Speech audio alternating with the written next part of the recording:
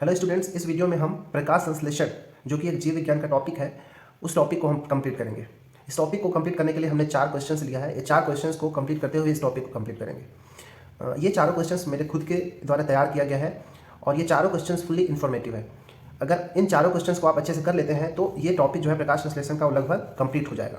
कई एग्जाम्स में इस टॉपिक से क्वेश्चंस आते हैं, चाहे आप सीजीपीएससी का एग्जाम दे लो, यूपीएससी का एग्जाम दो, एसएससी, रेलवे, बैंकिंग या फिर कोई सा भी अगर आप एग्जाम देते हो तो प्रकाश संश्लेषण के क्वेश्चंस जनरली हमसे पूछे जाते हैं।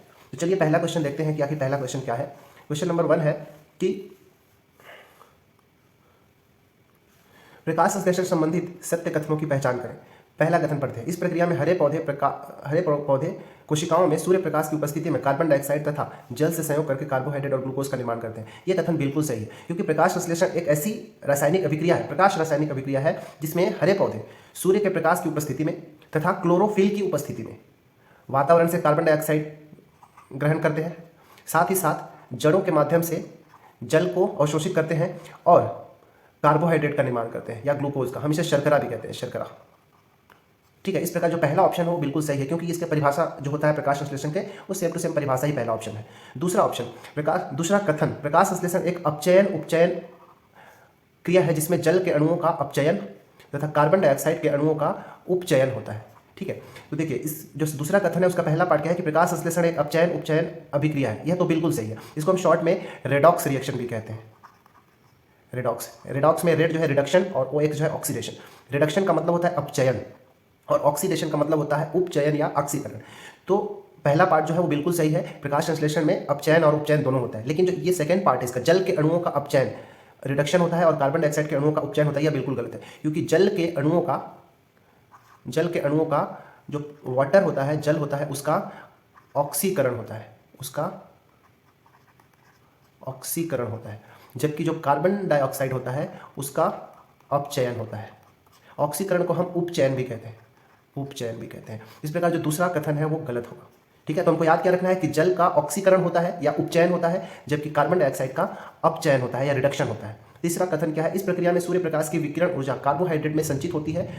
इसमें प्रयुक्त कार्बन डाइऑक्साइड के कार्बन का स्वांगीकरण होता है, अतः इसे कार्बन स्वांगीकरण कहते हैं। देखिए यहाँ पे टर्म जो है स्वांगीकरण, पहले इसको समझते हैं क्या होता है। स्वांगीकरण एक ऐसी प्रक्रिया है जिसमें जो भोज्य पदार्थ होते हैं उसको ऊर्जा के रूप में परिवर्तित करना होता है। तो जब सूर्य प्रकाश जो होता है, हमको पता है कि प्रकाश संश्लेषण की क्रिया में सूर्य का जो प्रकाश होता है वह रासायनिक ऊर्जा में परिवर्तित हो जाता है, अर्थात सूर्य की प्रकाश जो है वो कार्बोहाइड्रेट के रूप में संचित हो रही है। क्योंकि जैसे ही कार्बन डाइऑक्साइड में उपस्थित कार्बन का स्वांगीकरण हो रहा है तो उस स्वांगीकरण से, कार्बन के स्वांगीकरण से ही कार्बोहाइड्रेट का निर्माण हो रहा है।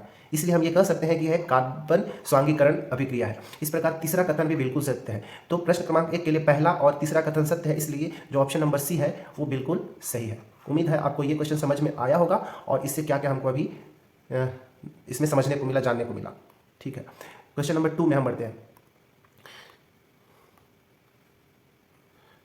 क्वेश्चन नंबर 2 है कि निम्नलिखित कथनों पर विचार करें। इसमें 4 कथन दिया हुआ है, चारों कथन को समझते हैं कि क्या है। उसके बाद हमको ये ध्यान रखना है कि असत्य कथनों की पहचान कर रहे हैं। कई बार से हम एग्जाम में हमको सही मिला लेते हैं और सही जो दिया होता है उसको टिक कर लेते हैं, बट यहाँ पे हमको असत्य कथन दिया गया। असत्य कथनों की हमको पहचान करना है यहाँ पे। ठीक है, तो देखते हैं पहला कथन क्या। पहला कथन है प्रकाश संश्लेषण की प्रकाश आश्रित प्रावस्था में जल के अणु प्रकाश ऊर्जा प्रयुक्त करके ऑक्सीकृत होते हैं। देखिए प्रकाश संश्लेषण की 2 अभिक्रिया होती है, 2 तरह की। प्रकाश संश्लेषण जो होता है, प्रकाश संश्लेषण, इसकी 2 प्रक्रिया होती है। पहला होता है प्रकाश आश्रित प्रावस्था, मतलब लाइट डिपेंडेंट फेज, मतलब प्रकाश संश्लेषण के लिए हमको प्रकाश की आवश्यकता होती है।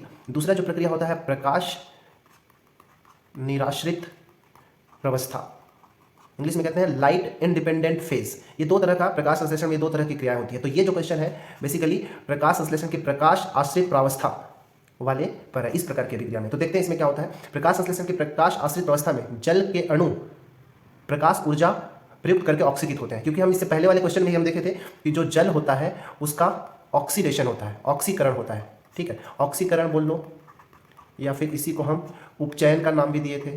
ठीक है, तो जो जल का जो ऑक्सीकरण या उपचयन होता है वह प्रकाश आश्रित प्रावस्था में होता है, लाइट डिपेंडेंट प्रावस्था, मतलब प्रकाश की उपस्थिति में ही जो जल के अणु होते हैं वो ऑक्सीकृत होकर ऑक्सीजन हमको देते हैं। ठीक है, तो जो वातावरण में ऑक्सीजन मुक्त होता है प्रकाश संश्लेषण के बाद, वह ऑक्सीजन जल से ही रिलीज होता है। ठीक है, जल के ऑक्सीकरण के बाद ही रिलीज होता है। दूसरा तो मतलब पहला जो कथन हो सही है। दूसरा कथन प्रकाश आश्रित व्यवस्था नहीं, प्रवस्था हरित लवक के अंदर उपस्थित ग्रेना में होता है। बिल्कुल सत्य है। तो आपको ये चीज़ याद रखना है कि जो प्रकाश आश्रित प्रवस्था की जो अभिक्रिया होती है जिसमें जल के अणु का ऑक्सीकरण होकर ऑक्सीजन रिलीज होता है, वह जो पौधों की कोशिकाओं में जो हरित लवक या क्लोरोप्लास्ट होता है, उस क्लोरोप्लास्ट में जो ग्रेना वाला पार्ट होता है, ठीक है, क्लोरोप्लास्ट के ग्रेना, उस ग्रेना के अंदर ही यह अभिक्रिया होती है। प्रकाश आश्रित अभिक्रिया ग्रेना के अंदर होता है, और ये ग्रेना कहाँ होता है? हरित लवक के अंदर। ठीक है, तो दूसरा कथन भी बिल्कुल सही है। तीसरा कथन देखते हैं, ग्रेना में उपस्थित क्लोरोफिल में पाया जाने वाला मैग्नीशियम प्रकाश ऊर्जा को रासायनिक ऊर्जा में परिवर्तित करने में सहायक होता है। ये कथन भी बिल्कुल सही है। पहले तो क्या होता है कि जो कोशिकाओं में हरित लवक पाया जाता है, उस हरित लवक में क्या होता है? ग्रेना पाया जाता है। ठीक है, ठीक, हरित लवक के अंदर ग्रेना पाया जाता है, उस ग्रेना के अंदर ही प्रकाश आश्रित व्यवस्था होती है, और इस ग्रेना के अंदर ही क्लोरोफिल पाया जाता है। ये क्लोरोफिल मैग्नीशियम का बना होता है। ठीक है, एक बार एग्जाम में सीजीपीएससी में पूछा भी गया था कि क्लोरोफिल में कौन सा तत्व पाया जाता है, और सभी लोगों ने जनरली क्लोरीन मारा था, क्योंकि क्लोरोफिल के नाम में ही क्लोरीन टाइप का वर्ड आ रहा है, इसलिए क्लोरीन, जबकि इसमें मैग्नीशियम पाया जाता है। और क्लोरोफिल के अंदर जो मैग्नीशियम पाया जाता है उसका काम ही ये होता है कि जो सूर्य का प्रकाश है उसको रासायनिक ऊर्जा में परिवर्तित करने में सहायक होता है। सूर्य का प्रकाश ही कार्बोहाइड्रेट में कन्वर्ट हो जाता है, संचित हो जाता है, इसलिए हम प्रकाश संश्लेषण की प्रक्रिया को क्या कहते हैं?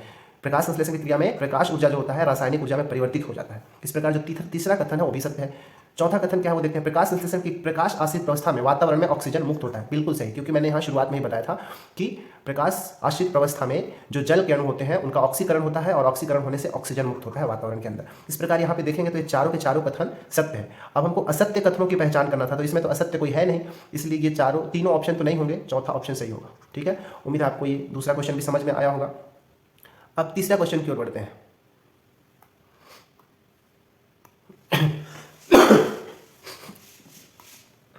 तीसरा क्वेश्चन है, प्रकाश संश्लेषण के प्रकाश निराश्रित प्रवस्था के बारे में क्या कथन सत्य है? अब प्रकाश संश्लेषण का जो दूसरा क्रिया में बताया था, प्रकाश निराश्रित प्रवस्था, लाइट इंडिपेंडेंट फेज, उसके बारे में यहाँ पे क्वेश्चन किया गया है। ठीक है, चलिए इसमें कथन को देखते हैं, और हमको लास्ट में सत्य कथनों की पहचान करनी है। ठीक है, पहला कथन देखते हैं, इस प्रवस्था में एंजाइम भाग लेते हैं जो वातावरण से लाई गई कार्बन डाइऑक्साइड का अपचयन करके शर्करा में बदल देता है। बिल्कुल सही। प्रकाश निराश्रित प्रवस्था में क्या होता है? एंजाइम भाग लेते हैं।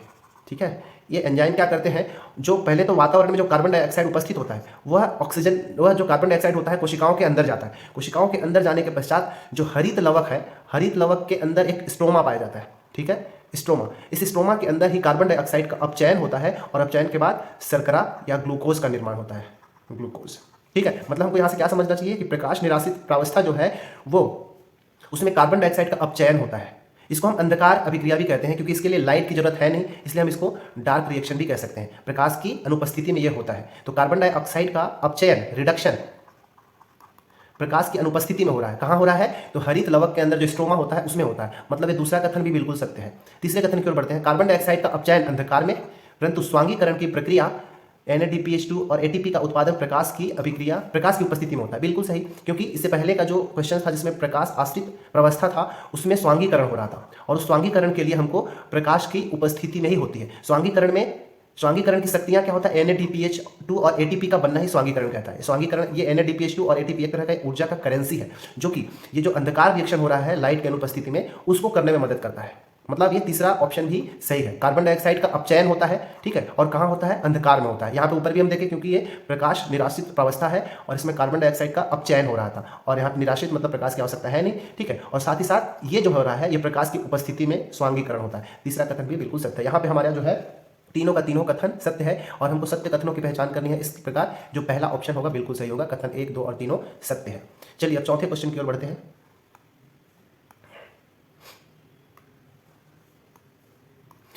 चौथा क्वेश्चन है, प्रकाश संश्लेषण संबंधित निम्न कथनों पर विचार करें। ठीक है, देखते हैं इसमें क्या है। इसमें 6 ऑप्शन दिया है और हमको यहाँ पे असत्य कथन की पहचान करनी है। चलिए देखते हैं। पहला कथन क्या है? प्रकाश संश्लेषण की क्रिया में वातावरण में विमुक्त ऑक्सीजन पानी से प्राप्त होता है। मैंने शुरू में ही कहा था कि जो वाटर होता है, पानी, इसका ऑक्सीकरण हो रहा था, और ऑक्सीकरण के पश्चात क्या बताया था कि ऑक्सीजन रिलीज होता है। मतलब ये पहला सही है कि जो वातावरण में जो ऑक्सीजन मुक्त हो रहा है वो कहाँ से हो रहा है? पानी से प्राप्त हो रहा है। दूसरा कथन, प्रकाश संश्लेषण में बने ग्लूकोज में ऑक्सीजन कार्बन डाइऑक्साइड से आती है। ये भी बिल्कुल सही है। ठीक है, क्योंकि कार्बन डाइऑक्साइड का जब अपचयन होगा, अपचयन के पश्चात क्या होता है? ऑक्सीजन रिलीज होता है। मतलब कह सकते हो कि जब ग्लूकोज का निर्माण होता है तो ग्लूकोज के निर्माण के समय जो ऑक्सीजन, क्योंकि ग्लूकोज का फॉर्मूला हमको पता है C6H12O6, ये ग्लूकोज है। ग्लूकोज, फ्रुक्टोज, ये सबका फॉर्मूला यही होता है, ठीक है। इसमें इस फॉर्मूले में जो ये ऑक्सीजन है, ये ऑक्सीजन कहाँ से मिल रहा है, तो कार्बन डाइऑक्साइड के अंदर जो ऑक्सीजन उपस्थित होता है वो वाला यहाँ पे होता है। दूसरा कथन भी बिल्कुल सत्य है। तीसरा कथन है प्रकाश संश्लेषण में रासायनिक ऊर्जा प्रकाश ऊर्जा में परिवर्तित होते हैं। तो ऐसे ही कोई भी टिक गलत कर देगा। क्यों? क्योंकि प्रकाश संश्लेषण में प्रकाश ऊर्जा रासायनिक ऊर्जा में परिवर्तित होता है, ना कि रासायनिक ऊर्जा प्रकाश ऊर्जा में। इस प्रकार तीसरा ऑप्शन गलत हो गया। चौथा, प्रकाश संश्लेषण में नीले रंग के प्रकाश में सर्वाधिक तथा लाल रंग के प्रकाश में सबसे कम होता है। ये ऑप्शन भी गलत है। आपको याद रखना है कि जो प्रकाश संश्लेषण की जो क्रिया होती है वो लाल रंग में सर्वाधिक होता है, ठीक है, और नीले रंग में सबसे कम होता है। ये अपोजिट दे दिया, इस प्रकार ये वाला भी गलत हो गया। पांचवा क्वेश्चन, 30 से 35 डिग्री सेल्सियस तापक्रम पर प्रकाश संश्लेषण अधिकतम होती है, परंतु तापमान उससे अधिक होने पर प्रकाश संश्लेषण की दर कम होने लगती है। देखिए, आपको याद रखना है कि जब प्रकाश संश्लेषण की क्रिया होता है 30 से 35 डिग्री सेल्सियस टेम्परेचर तक मैक्सिमम होता है। उसके बाद जैसे ही टेम्परेचर धीरे धीरे बढ़ने जाता है और 40 डिग्री सेल्सियस क्रॉस होता है, तो क्रॉस होने के बाद ये प्रकाश संश्लेषण की जो दर होता है वो धीरे धीरे कम होते चला जाता है, ठीक है। इस प्रकार ये वाला जो कथन नंबर 5 है वो भी सत्य है। छठवां कथन, जल के अभाव में प्रकाश संश्लेषण की दर बढ़ जाती है। तो बिल्कुल भी गलत है, क्योंकि जल जब तक रहेगा ही नहीं प्रकाश संश्लेषण की क्रिया होगी नहीं। जल जब होगा ही नहीं तो प्रकाश संश्लेषण होगा ही नहीं, ठीक है। क्योंकि प्रकाश संश्लेषण को करने के लिए हमको H2O और CO2 की आवश्यकता होती है। मतलब जल के अभाव में संश्लेषण की दर बढ़ने के बजाय कम हो जाएगा। इस प्रकार अगर हमको देखें, क्योंकि असत्य कथनों की पहचान करनी है, तो कथन नंबर 3, 4 और जो 6 है वो तीनों असत्य था। इसलिए जो हमारा ऑप्शन नंबर डी होगा वो करेक्ट आंसर होगा। उम्मीद है आपको समझ में आया होगा कि प्रकाश संश्लेषण क्या होता है, इसमें क्या क्या क्वेश्चंस पूछे जा सकते हैं। तो इस क्वेश्चन में जितना भी, ये चारों क्वेश्चंस के अंदर जितना भी हमको फैक्ट मिला, उन सभी फैक्ट को हमको याद करके रखना है। ये बहुत ही ज़्यादा महत्वपूर्ण है। इस वीडियो में इतना ही। नेक्स्ट वीडियो में हम मिलेंगे कुछ नए टॉपिक पे और हम क्वेश्चंस के जरिए उन टॉपिक को कंप्लीट करने का कोशिश करेंगे।